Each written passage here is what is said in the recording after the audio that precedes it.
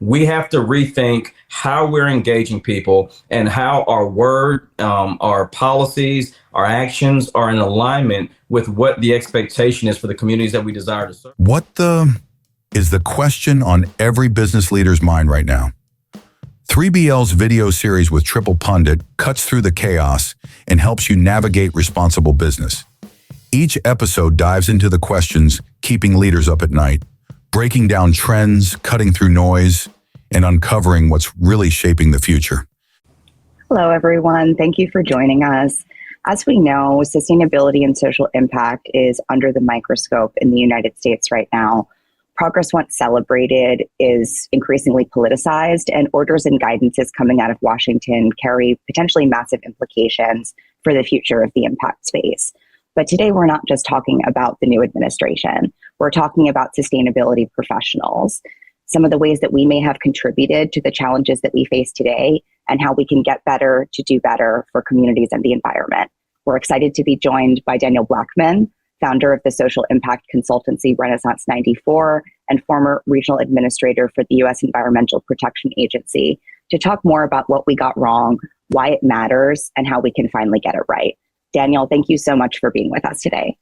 Thank you for having me. I'm not only excited, but I count it as an extreme honor to be amongst the first on this great, forward-thinking opportunity. So thank you so much for having me. Thank you so much for being here. And to get things started, the question on everyone's mind, what is going on out there right now, Dan? I think what's going on in the world is a shift. I mean, every generation goes through a time or a period where things politically, socially, economically, and in more recent times, environmentally, they change. And look, change is not always easy, right? The easiest answer for me to give you, and the most generic answer, is that change comes, and sometimes it comes at a point where I think in the last or at least in the first few weeks of the current administration, we've seen this tsunami, no pun intended, of changes. And we as a species, as global citizens, are used to palatable change. We're used to change that happens in bits and pieces that over time we can solve, we can correct. And I think that we're seeing an unprecedented global shift where we're seeing change in the political climate, change in the social climate, change in the environmental space. As we get ready to go into the 20-year anniversary of Hurricane Katrina, the United States and the world today, in a post-Katrina world where we're seeing changes across the board as it relates to our environment and extreme weather, are much different than we saw it 20, 30 years ago. So I think today we're in a space where the shift, not only in government, but on the corporate side, is just hitting us at a time where we have to begin to think about efficiency and collaboration. Absolutely. Thank you for that. And having been in this space for as long as you have, I'm wondering what comes to mind for you when you think about some of the mistakes that we have, as a space, have made that have helped find us in the scenario that we're in today. I think a lack of measurable and authentic communication. The reality is, when I became regional administrator, I was very privileged to be appointed by the President of the United States to serve. And the first thing that I realized that really, hit me in my heart was the lack of trust that the general public has for the federal government.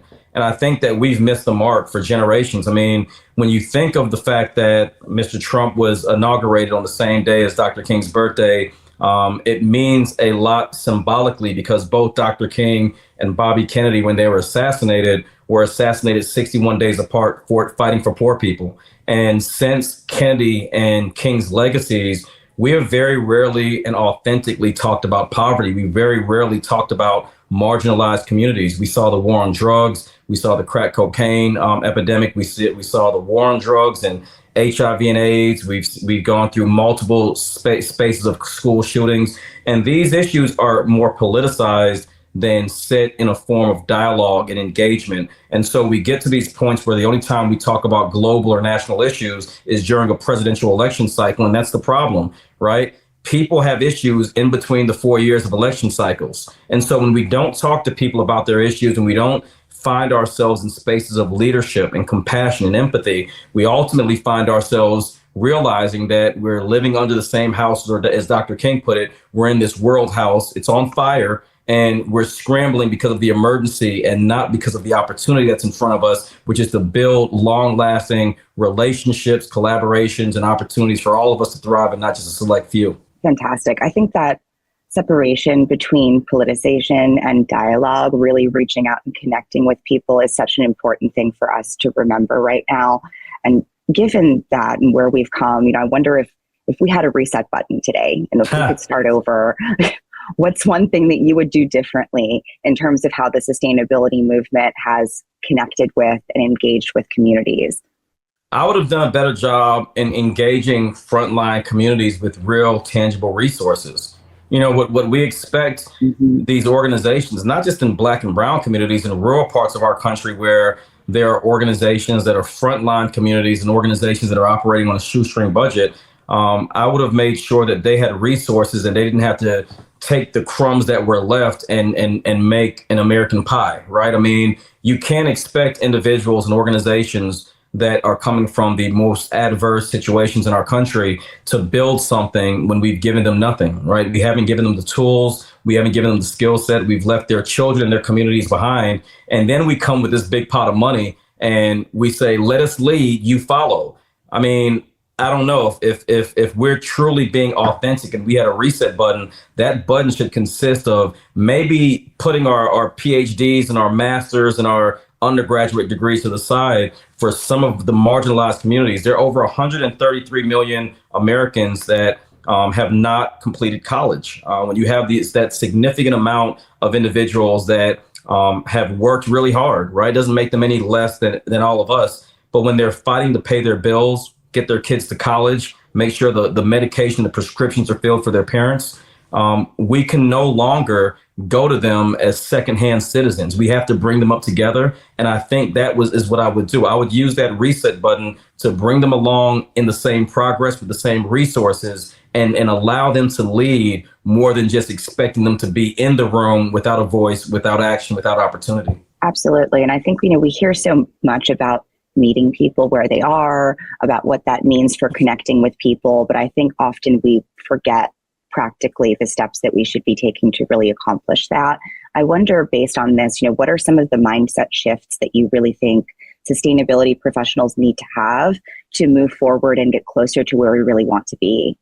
Yeah, from a mindset shift standpoint, I think what's important is for us to really understand that authenticity has to come from a place of gratitude, right? I mean, when we think of the mindset shift, it's like, and I use the Main Street and Wall Street example. Sometimes we're so far removed that we're not actually in the communities and in the places that we're trying to have an impact, right? We're in a capitalistic society. So I fundamentally understand that when we talk about, the triple bottom line and we think about the ability to be profitable, but also to have a positive impact, it reminds me of what Andrew Carnegie said, which he established his Carnegie Foundation to do real and permanent good within the world. The mindset we have to have is that the decisions we make today will affect the next 10, 15, and 20 generations. If we continuously think about what we can do today, I think we miss the mark. Right? I mean, when you look at the sustainable goals, one of those goals says that we are well able to meet the needs of the present without compromising the ability of future generations to meet their own needs. And what are we doing today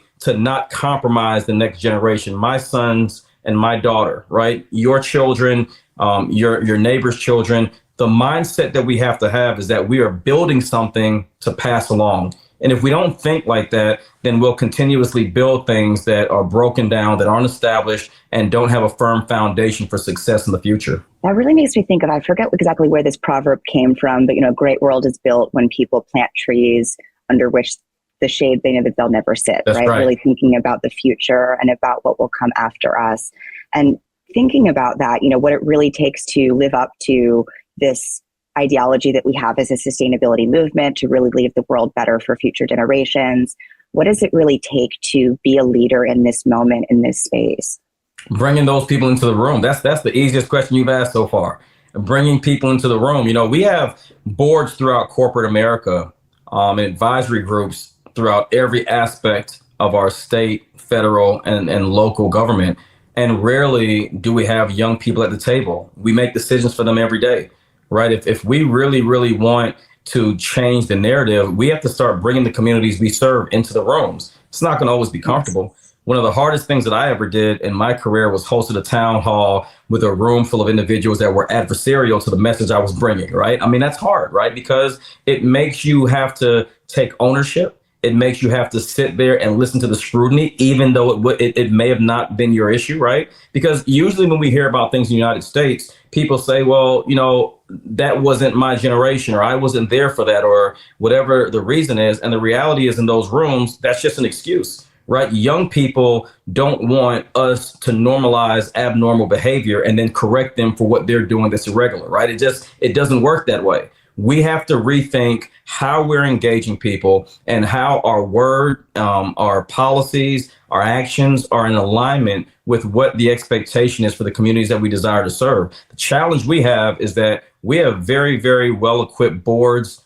advisors, and counselors, and I can name 50 titles. But the challenge is you can't have a room full of really great and gifted people that expect to understand and have everyone's, solution without engaging those individuals, bringing them into the room and having tough conversations. And that's really what Renaissance stands for. When I established Renaissance, it was to help to build and bridge those rooms, and that to me is the most idealistic thing we can do. Think outside of the box, where the 9-4 comes from, doing things and building ideas that don't allow us to be comfortable, but it allows us to move forward in a way that I think benefits everybody. 100%. They always say, if you're not feeling uncomfortable, you're not pushing hard enough, right? You're not really getting to where we need to be. And I think that really the question on everyone's mind now, right, is what should I do next? How do I move forward? What do you think is a concrete first step that sustainability leaders could take to get closer to this outcome? A concrete next step that everybody can take is, you mentioned earlier about a reset, is to sit back and to look at, if I were sitting in their seats, I would make a list with 2 columns. On one side, what's working, and on the other side, what needs to be improved, right? Sometimes we have things that are in motion that they're not necessarily broken, right? If you drive down the road in your car and you drive over a pothole, you don't go to the dealership and buy a whole new vehicle.